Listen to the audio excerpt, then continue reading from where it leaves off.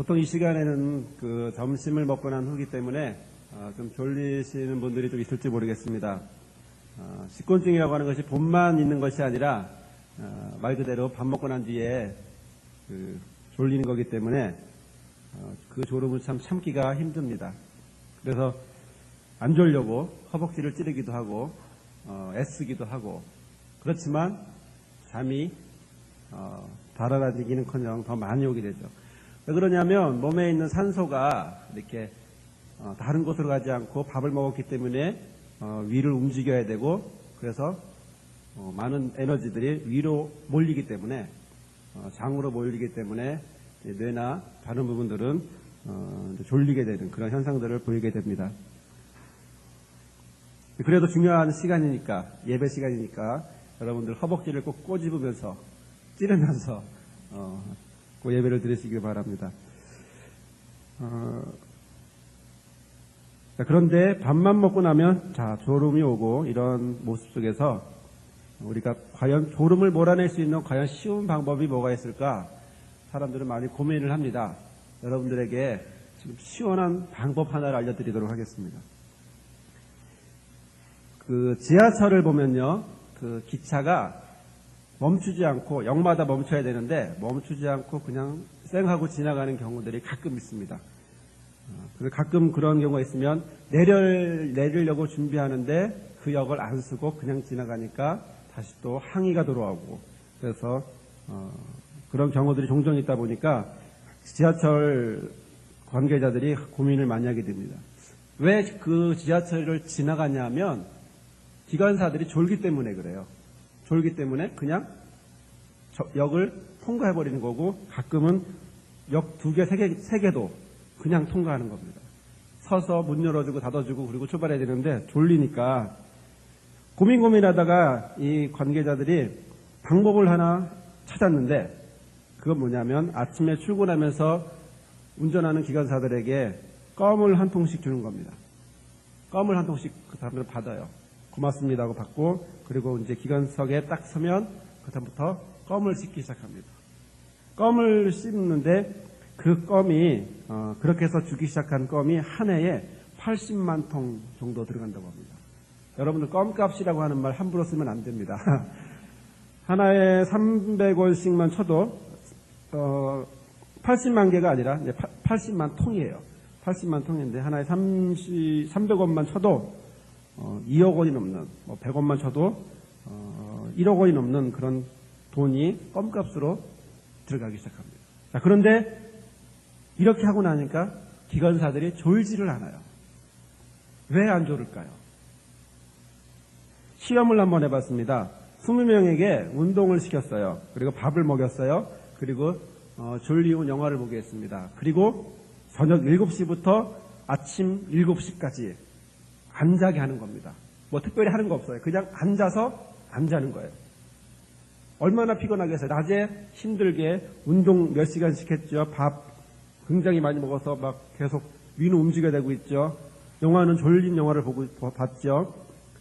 그런데 저녁 7시부터 아침 7시까지 안 자도록 했는데 한쪽은 20명을 실험했는데 4명은 물수건을 줬어요. 졸리면 물수건 이렇게 칠하라는 거죠. 스트레칭을 하라고 하는 팀이 있었고요. 또 졸리면 커피 먹으라고 커피 먹게 하는 팀이 있었고 또 하나는 졸리면 때리라고 어디 있는지 때리라고 자기 손으로 막 때리라고 하면서 밤을 새게 하는 아침 7시까지 뭐 새벽 3시, 4시까지는 참을 수 있겠죠. 이제 대여섯 6시 되고 7시 되면 정말 못 참을 텐데 마지막으로 한 팀에게는 껌을 줬습니다. 자, 그런데 아침 저녁 7시부터 시작해서 아침 7시까지 한 12시간의 실험 뒤에 남아있는 사람은 과연 누굴까요? 이 중에 물수건, 스트레칭, 커피 때리는 사람 껌 4명씩 있습니다. 20명 중에 누가 남았을까요? 당연히 껌이겠죠. 지금 껌 얘기하고 있으니까요. 다른 팀들은요 다 쓰러져서 잤습니다. 그런데 껌 씹은 사람들만 끝까지 눈이 말똥말똥하게 남아있었다고 합니다. 왜 그럴까요? 뇌는요 정상적으로 움직이기 위해서는 2가지가 필요한데 하나는 산소가 필요합니다. 5분 이내 산소가 공급되지 않으면 위험하죠. 산소가 필요하고요. 또 하나 필요한 것이 있는데 당이 필요합니다. 두 가지만 있으면 뇌는 계속 움직입니다. 그러다 보니까 껌을 씹으면서 산소가 공급되고요. 그다음에 단물, 껌에 단물이 들어가면서 당이 공급되는 겁니다. 12시간 동안 껌을 씹었으니 턱은 아프더라도 그래도 머리는 잠은 전혀 오지 않는 그런 모습을 갖게 된 겁니다. 여러분들 지금 졸리시나요? 껌 씹으십시오. 껌 씹으시면 좋습니다. 저도 며칠 전에 예배 드리는 가운데 너무 졸려서 이렇게 꾹뻑거리고 있었는데 누가 껌을 줬어요. 그 껌을 먹는 그 순간부터 정신이 밝아지대요. 여러분 뭐가 우선일까요? 예배 드리는 것이 우선이라면 껌을 씹으십시오. 졸지 마시고.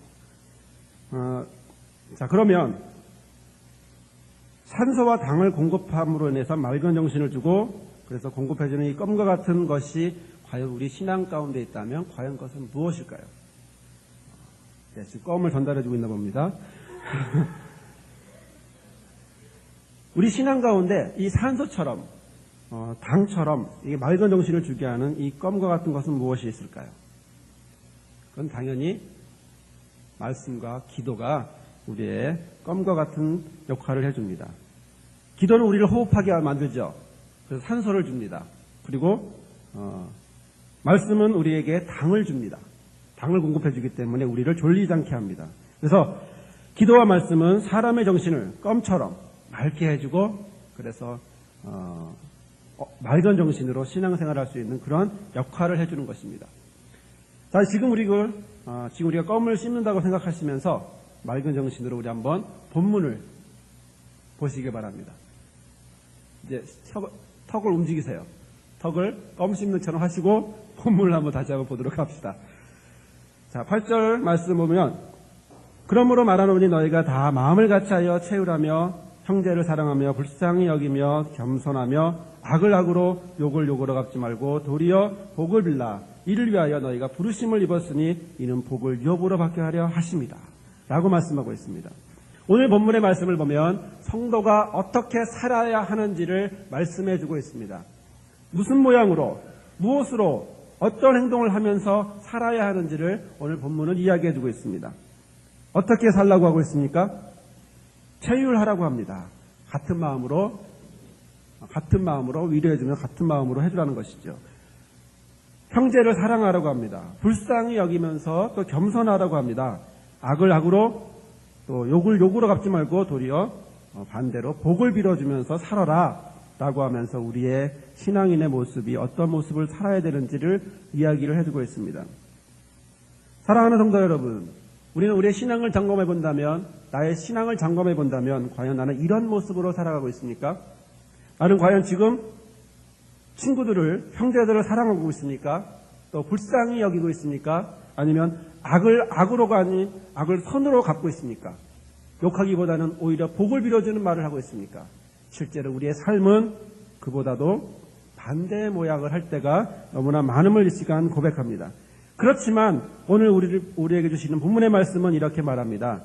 그 이유는 왜 이러한 삶을 살아야 하는지에 대한 이유를 분명하게 제시해주고 있습니다. 첫 번째 그 이유는 뭐냐면 이를 위하여 너희가 부르심을 입었다라는 것입니다. 우리가 이렇게 살아야 되는데 비록 우리가 이렇게 살지 못하고 있지만 그러나 이렇게 살도록 되어 있는 이유는 단 첫 번째 이유, 하나님이 이렇게 살라고 우리를 불렀다라고 하는 것이죠. 우리를 이렇게 살라고 불렀다라고 하는 것입니다. 두 번째 이유는 이는 복을 유업으로 받게 하려 합니다. 하나님이 주시는 복을 우리가 받게 하기 위해서 우리를 부르셨다라고 되어 있습니다. 무엇을 위하여 부르셨다고 합니까? 우리를 부르셨던 이유는 바로 체휼하고 형제를 사랑하고 불쌍히 여기고 겸손하며 악을 악으로 갚는 거나 또한 욕을 욕으로 하는 대신에 복을 빌어주는 삶, 이런 삶을 살라고 우리를 부르셨다고 하면서 또한 이것을 복으로 우리에게 유업으로 받게 하려고 한다라고 본문은 말씀하고 있는 것입니다. 베드로는 본문 8절에서 9절의 말씀을 말씀하면서 시편 우리 뒤에 있는 10절부터 12절까지의 말씀은 시편 34편에 나와 있는 말씀입니다. 그 말씀을 인용하면서 얘기를 하고 있습니다. 8절의 말씀과 10절의 말씀을 보면 비슷한 점이 많이 있습니다. 형제를 사랑하는 것과 체휼과 불쌍히 여김과 겸손함이라고 하는 이 말은 바로 생명을 사랑한다고 하는 시편의 말씀에 있는 것처럼 생명을 사랑한다고 하는 말과 동일한 말입니다. 또 9절에 있는 말씀, 악을 악으로 욕을 욕으로 갚지 않고 도리어 복을 빌어주는 것은 바로 11절에 나와 있는 말씀처럼 악에서 떠나 10절에 나와 있는 것처럼 복이 좋노를 원하는 자는 혀를 금하여 악한 말을 그치며 그 입술로 괴의를 말하지 말고 11절 악에서 떠나 선을 행하며 화평을 구하는 일을 쫓으라 라고 하는 말과 상통되면서 이야기합니다. 두 가지 핵심이 있습니다. 생명을 사랑하라 그리고 입 조심해라. 이 두 가지를 오늘 본문은 베드로는 시편의 말씀을 인용해서 말씀하고 있습니다. 자, 그런데 우리는 과연 생명을 사랑하고 있습니까? 우리는 과연 입을 조심하면서 악을 선으로 갚고 욕할 것을 복을 빌어주는 이런 삶을 살고 있습니까? 오늘 본문은 이것을 질책하면서 우리에게 말씀하고 있는 것입니다. 성도의 삶은 이래야 한다라고 말씀하고 있는 것입니다. 이것은 바로 예수를 믿는 목적이 거기에 있기 때문에 그렇습니다. 그렇다면 우리는 어떻게 이렇게 과연 살고 있을까요? 과연 우리는 체휼하면서 살고 있을까요? 또 체휼은 고통을 함께 나누는 것입니다. 여러분은 형제들을 충분히 사랑하고 있습니까? 또 형제들의 아픔을 감싸주며 믿음의 형제들에게 사랑을 주고 있습니까? 불쌍히 여기고 겸손하고 있습니까?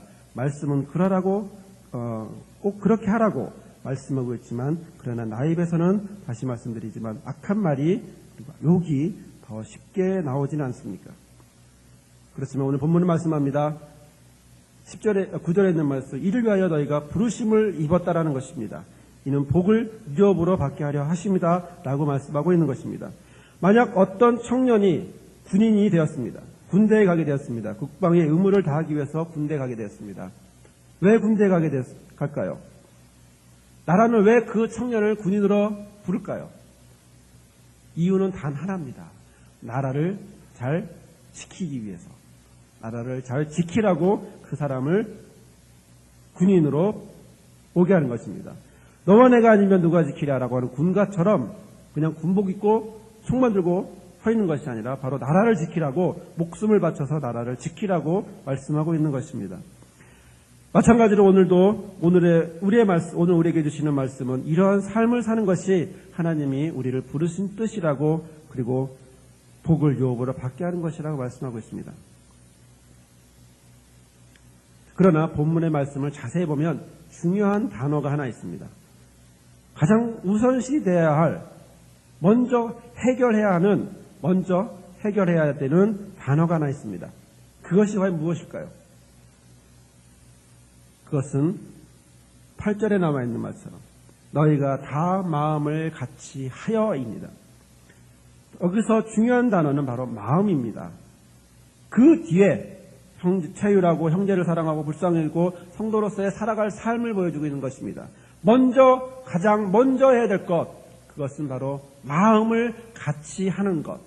바로 너희가 다 마음을 같이 하여 그 다음에 너희는 체휼하고 형제를 사랑하고 불쌍히 여기고 겸손하고 악을 악으로가 아닌 욕을 욕으로가 아닌 복을 빌어주는 삶을 살아라 라고 말씀하고 있습니다.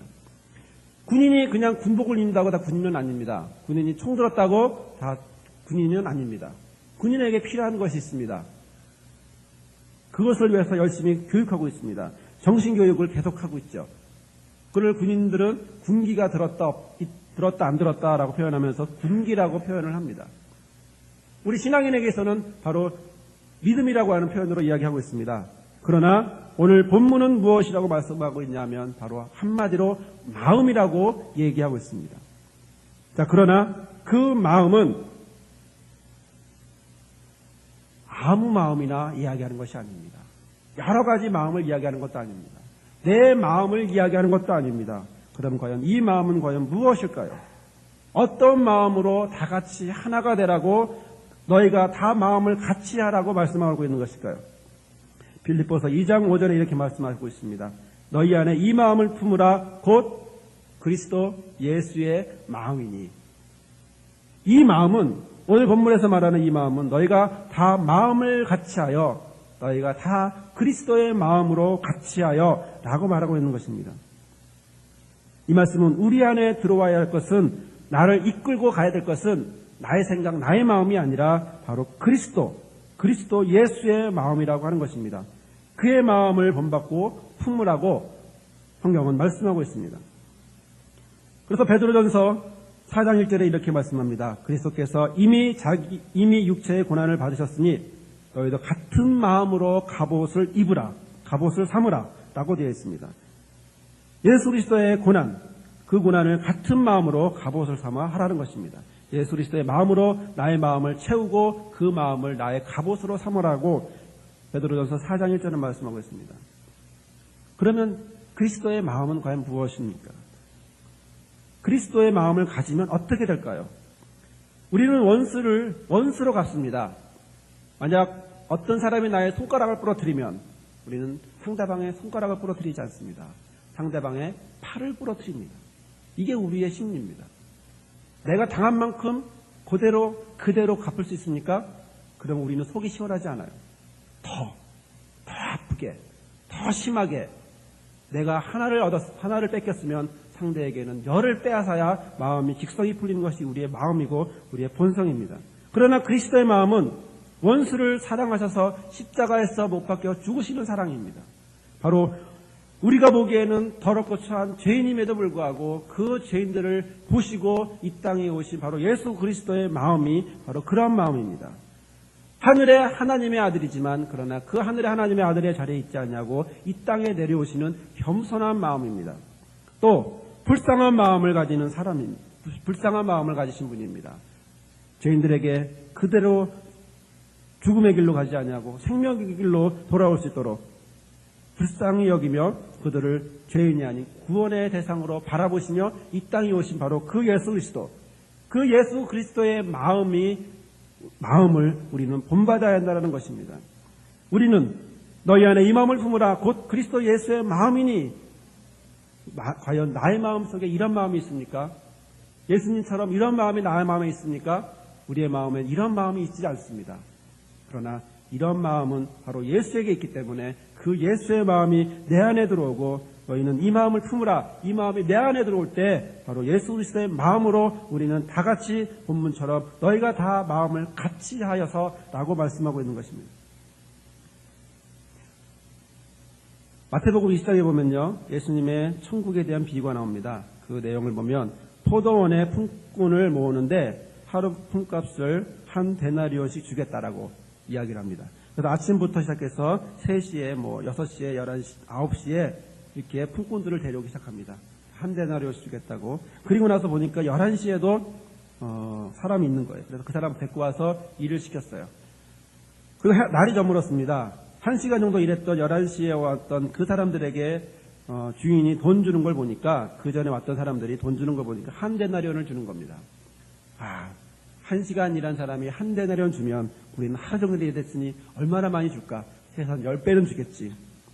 그런데 9시에 온 사람도 한 데나리온, 6시에 온 사람도 한 데나리온, 다 한 데나리온을 주기 시작합니다. 하루 종일 수고했던 사람이 화가 났습니다. 그래서 원망합니다. 원망하면서 이야기합니다. 나는 하루 종일 고생했는데 어떻게 이렇게 차이가 날 수 있느냐? 주인은 말합니다. 너에게 약속을 나는 지켰다. 너가 올 때 나는 이미 한 데나리온을 주겠다고 말했고 나는 너에게 한 데나리온을 줬다. 그리고 다른 사람에게 더 주는 것은 내 뜻이다. 내가 주는 것에 대해서 너가 이러고 저러고 말할 필요가 없다. 나는 내 뜻대로 할 뿐이다. 라고 말했습니다. 자, 여기서 우리는 우리의 인간의 본성을 하나 발견하게 됩니다. 그것은 뭐냐면, 만약 11시에 온 사람이 그 원망하는 사람의 아침 일찍 와서 일하면서 그리고 한 데나리온으로 원망하고 있는 그 사람의 아들이었다면 과연 이 사람은 원망했을까요?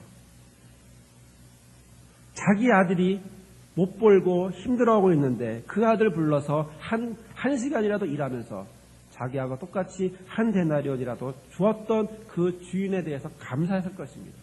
그런데 자기 형제가 아니기에, 자기와 상관없는 사람이기에 구별을 하게 되고 왜 저 사람과 나를 똑같이 대하느냐라고 이야기하는 것입니다. 여기에는 인간의 본성이 있습니다. 만약 나와 관계가 있었다면 그 사람은 그 주인에게 머리를 숙였을 것입니다. 상황이 중요한 것이 아니라 그 사람의 마음이 중요합니다. 어떤 마음이냐에 따라 이 사람이 거룩한 마음을 갖느냐 아니면 세속된 사람의 마음을 그대로 갖고 있느냐라고 하는 것입니다.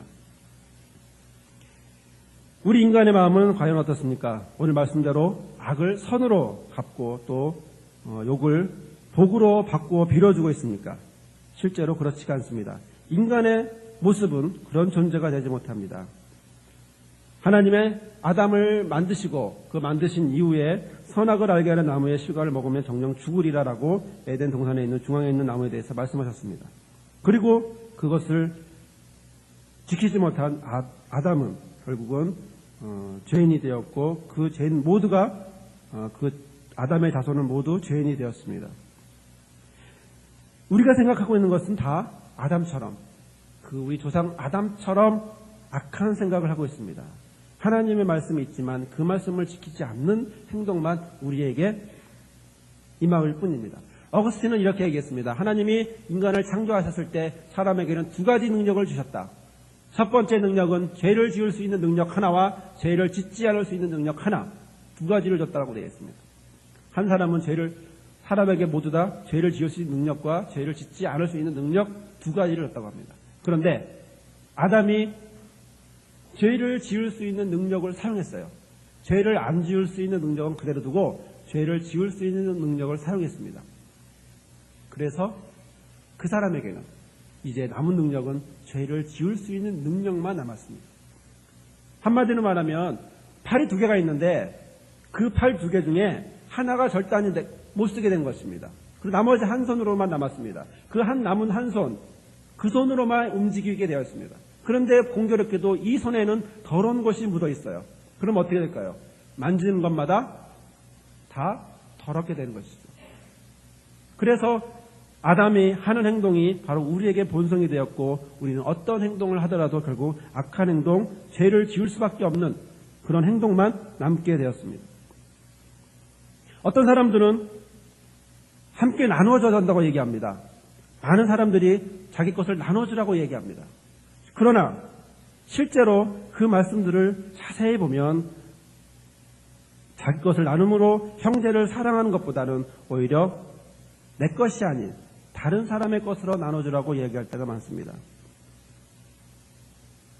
우리의 본성 중에 어떤 마음이 있냐면 놀부와 같은 마음이 있습니다. 너의 것은 내 것이고 내 것은 내 것이고 이것이 우리의 본성입니다. 그래서 너 형제를 사랑해. 오늘 본문의 말씀 봤잖아. 예수님의 베드로가 이렇게 말씀하시잖아. 형제를 사랑으로 하잖아. 너 형제 좀 사랑해. 그런데 네가 해. 나는 안 해. 이것이 바로 우리의 본성의 모습입니다. 그러기에 오늘 성경 말씀은 제일 먼저 중요한 것을 이야기하고 있습니다. 무엇을 하든지 주의 사랑으로 형제를 사랑하며 채우라며 불쌍히 여기며 무엇을 하든지 겸손하며 악에서 선한 말을 하고 또 욕에서 욕을 내지 아니하고 바로 복을 비는 이런 마음을 이런 복을 비는 행동을 할지라도 가장 먼저 해야 될 것을 이야기하고 있습니다. 그것은 바로 그리스도의 마음으로 하나가 되라라고 말씀하고 있습니다. 제일 중요한 것은 다 너희가 마음을 같이 해라. 그리스도 예수의 마음으로 너희는 같이 해라 라고 말씀하고 있는 것입니다. 모든 것의 출발은 성도로서의 삶의 출발은 바로 다른 무엇이 아니라 내가 열심히 살아야지, 내가 최선을 다해야지, 내가 율법적으로, 내가 도덕적으로 사람들에게 선하다는 말을 들어야지 아닙니다. 제일 중요한 것은, 제일 먼저 해야 되는 것은 바로 그리스도의 마음을 내가 먼저 받아야지. 내가 이 마음을 가지고 내가 살아야지. 나의 본성은 원래 악하니 더 이상 내 본성대로 살아가는 것이 아니라 그리스도의 마음으로 내가 살아가야지 라고 말하는 것입니다. 그리고 그런 마음을 갖는 것입니다. 그리고 오늘 본문도 가장 먼저 다 마음을 같이 하라고 말씀하고 있습니다. 야고보서 1장 8절에는 말씀합니다. 두 마음을 품어서 모든 일에 정함이 없는 자로다. 두 마음을 품으면 정함이 없다, 옳지 않다라고 하는 것입니다. 한마디로 내 마음 속에 물과 기름이 하나가 되면 안 됩니다. 물과 기름은 하나가 될 수 없습니다. 물이면 물, 기름이면 기름이어야 합니다. 주님의 마음이면 주님의 마음, 아니면 내 마음이면 내 마음, 이 두 마음만 있을 뿐입니다. 그러므로 정한 마음, 바로 이 정한 마음은 바로 그리스도의 마음입니다.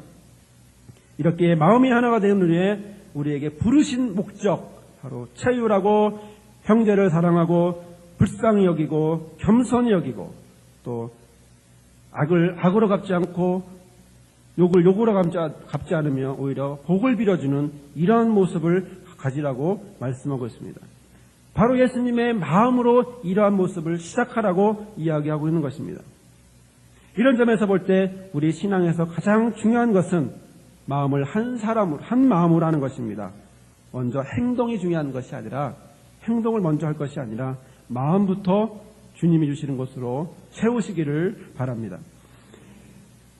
오늘 본문의 말씀은 시편의 말씀을 인용하고 있습니다. 시편의 말씀의 끝에 보면 12절의 말씀에 보면 한 가지 더 덧붙이고 있습니다. 그것은 주의 눈은 믿는 사람을 보신다라는 것입니다. 주의 귀는 바로 우리의 기도를 들으신다라고 하는 것입니다. 무엇인가를 쳐다본다라는 것, 무엇인가를 듣는다라고 하는 것, 그것은 바로 그 사람의 마음이 있습니다. 어떤 예를 들어 텔레비전을 본다고 합시다. 드라마를 좋아하는 사람은 드라마를 볼 것입니다. 운동 프로그램을 좋아하는 분은 운동 프로그램을 볼 것입니다. 뉴스를 좋아하시는 분은 뉴스를 보고 싶어하는 사람들은 뉴스를 볼 것입니다. 마찬가지로 그 마음이 어디에 있느냐, 어디를 향하느냐에 따라 그 몸과 귀와 그리고 입, 눈은 그곳으로 향할 수밖에 없다라고 하는 것입니다.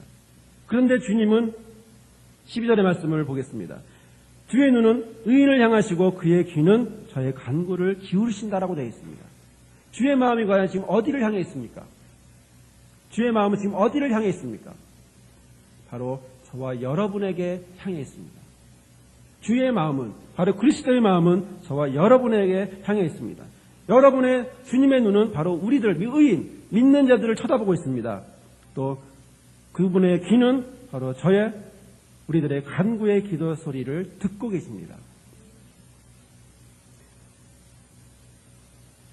저도 아기를 키우다 보니까 경험을 하게 되는 건데, 운동장에 옛날 체육대회를 하게 됐고, 진홍이가 체육대회를 해서 운동장에 이렇게 있었어요.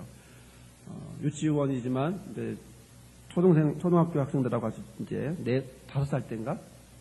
하고 있었는데, 몇백 명이 되는 아이들이잖아요. 거기서 움직이는 아이들, 몇백 명이 되는 아이들인데, 그 참 신기하대요. 내 눈에는, 다른 애는 안 보이더만, 내 딸만 움직이는 것만 보이고, 다른 애들은 다 엑스트라야. 내 딸을 위한 엑스트라로 딱 보이더라고요. 아까 낮에도 예배 시간에 의성이가 울었습니다. 딱 소리만 들어도 저 소리가 지금 의성이 소리인지 다른 아이 소리인지 구분해요. 다른 아이 소리면 그 소리가 누구의 소리인지는 몰라요. 애기가 우는다. 근데 의성이 소리면 또 의성이네? 우는 소리 하나만 들어도 의성인지 아닌지 제가 압니다. 아마 여러분들도 다 자녀를 키우시는 분이시기 때문에 다 공감하는 마음이 있을 것입니다. 마찬가지로 주님은 많은 사람들이 있지만 그 중에 한 사람 예수를 믿는 저와 여러분을 쳐다보고 있습니다. 여러분을 향해서 그 눈이 향해져 있습니다. 여러분들을 향해서 주님의 귀는 열려 있습니다. 바로 이것이 주님의 마음입니다. 우리도 이 마음을 본받는다면 우리도 이러한 마음을 가져야 합니다. 우리를 향해 있는 사람들을 향해 쳐다봐야 합니다. 우리에게 애원하는 사람들을 향해서 우리는 그들을 쳐다봐야 합니다. 형제를 사랑하고 불쌍히 여기며 그리고 겸손하며 긍휼히 여기는 이런 마음 우리는 쳐다봐야 됩니다. 올해 우리 교회의 표어는 일어나 만민에게 복음을 전하는 서라벌 교인들이 되기를 원해서 이렇게 표어로 정했습니다. 주님은 의인의 눈을 쳐다보듯이 우리도 우리를 향해서 쳐다보고 있는 우리의 말을 좀 들어달라고 하는 우리를 구원해달라고 하는 죽은 저 백성들을 향해서 쳐다보기를 주님은 원하고 있습니다. 교회에 들어오면서부터 일어나 만면에게 복음을 이라고 하는 현수막이 있습니다. 1년 내내 걸릴 것입니다. 마음속 깊이 새기시고 바로 저 마음이 십자가에서 돌아가시면서 바로 우리를 대신해 죽으신 바로 그리스도의 예수 그리스도의 마음을 우리 마음에 담아들이고 우리 마음에 채우고 그리고 그 마음으로 일어나 만민에게 복음을 전하는 주의 자녀들이 되기를 간절히 바랍니다. 나의 생각은 이미 이제 접어두고 이제 오직 그리스도의 마음으로 사시기를 바랍니다. 나의 생각은 예수의 십자가에서 이미 못 박아 없애버리고 오직 그리스도의 마음으로만 부활하여 사시기를 바랍니다. 올해에는 제발 예수 그리스도의 마음으로 사십시오. 오늘 주께서 저와 여러분에게 말씀하여 주시는 주의 말씀입니다. 이 시간 함께 기도하도록 하겠습니다. 기도하실 때에 우리가 주님의 마음으로 살 수 있게 해달라고 기도하시길 바랍니다. 너희가 다 이 마음을 품으라고 했는데 나의 마음속에 아직 그리스도의 마음이 있지 않습니까? 하나님, 나에게 그리스도의 마음을 허락하시고 나를 그리스도의 마음으로 살 수 있게 그리고 그리스도의 말씀대로 살 수 있게 해달라고 이 시간 함께 기도하겠습니다. 이제는 우리에게 말씀이 되어주시는 예수 그리스도의 은혜와 우리를 보아주시고 우리의 기도를 들어주시는 아버지 하나님의 크신 사랑과 우리 가운데 그리스도의 마음을 본받아 살아가게 하시는 성령님의 도우심과 인도하심이 오늘 이 시간 주의 말씀을 듣고 그리스도의 마음으로 같이 하고 자유하고 형제 사랑과 겸손함과 불쌍히 여김으로 그리고 악을 악으로가 아닌 욕을 욕으로가 아닌 복으로 복을 빌어주고자 원하시는 복을 빌어주며 또한 이를 위하여 우리를 부르신 이후에 응답하며 살아가고자 결심하는 모든 성도들 위해와 우리 서라벌 교회 위에와 그리고 우리 모든 죄의 자녀들 위해 이제로부터 영원히 함께 하옵시기를 주님의 이름으로 축원하옵나이다. 아멘.